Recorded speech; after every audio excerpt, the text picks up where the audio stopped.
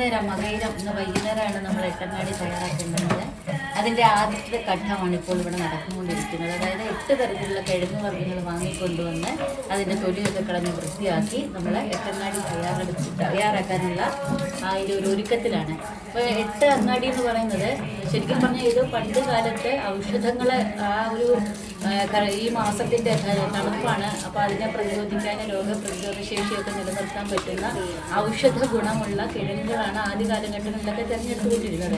കാരണം അന്നത്തെ സമയത്ത് നമ്മുടെ പറമ്പുകളിലൊക്കെ അത്തരം കിഴങ്ങുകൾ ധാരാളം എല്ലാ വീട്ടിലും ഉണ്ടായിരുന്നു.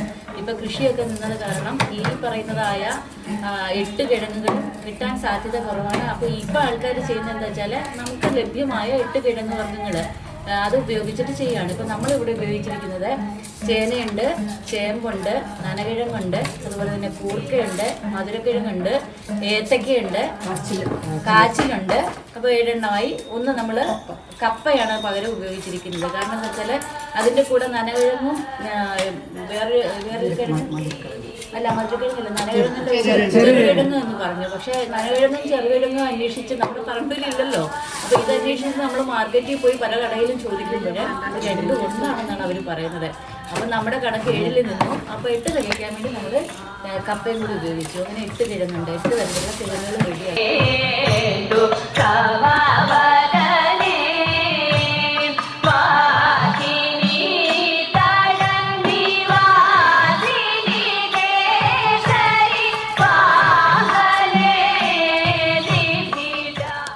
പറഞ്ഞില്ലേ ഇതൊക്കെ പരമ്പരാഗത രീതിയിൽ മാക്സിമം ചെയ്യാൻ നോക്കി. പക്ഷേ ഇത്രയും സാധനങ്ങൾ ഇതിപ്പോൾ ഒരുപാട് പേർക്കുള്ള എട്ടങ്ങാടിയാണ് ഉണ്ടാക്കുന്നത്.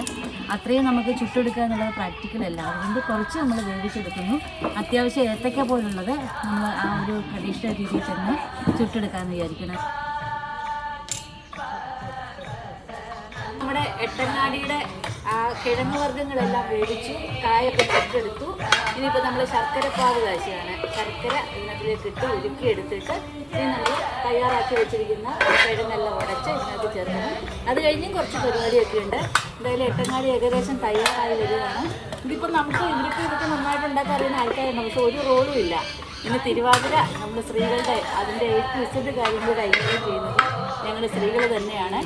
ചില ഡയറക്ഷൻസ് ഒക്കെ തരുന്നുണ്ട്, ഞങ്ങൾക്ക് അറിയാത്ത കാര്യങ്ങളൊക്കെ ചോദിക്കുന്നുണ്ട്. പക്ഷെ എന്നാലും പൂർണ്ണമായിട്ടും ഞങ്ങളാണ് ഇതെല്ലാം ചെയ്യുന്നത്. തിരുവാതിര സ്ത്രീകളുടെ ദിവസമായതുകൊണ്ട് സ്ത്രീകളുടെ ദിവസം മാത്രമല്ല, സ്ത്രീകളുടെ രാത്രി കൂടിയാണ്.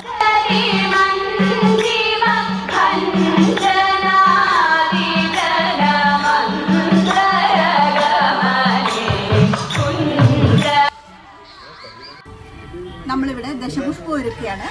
ദശപുഷ്പത്തിൽ മുക്കൂറ്റി, തിരുതാളി, വള്ളിയുഴിഞ്ഞ, കയ്യൊന്നി, കറുക, പൂവാങ്കുരുന്നില, ചെറുള, മുയൽ ചെവിയൻ, നിലപ്പന, കൃഷ്ണക്രാന്തി ഇതെല്ലാമാണ് ഉള്ളത്. ഇത് ഓരോ തരത്തിലുള്ള ഔഷധമാണ്. നമ്മൾ കളിക്കുന്നവർക്ക് ഓരോ കെട്ടുകളായിട്ട് തിരിച്ച് എടുത്തു വെച്ചിരിക്കുകയാണ്. പാതിരാപ്പൂ ചൂടി കഴിയുമ്പോൾ ഇത് ചൂടി ആണ് കളി അവസാനിപ്പിക്കുന്നത്.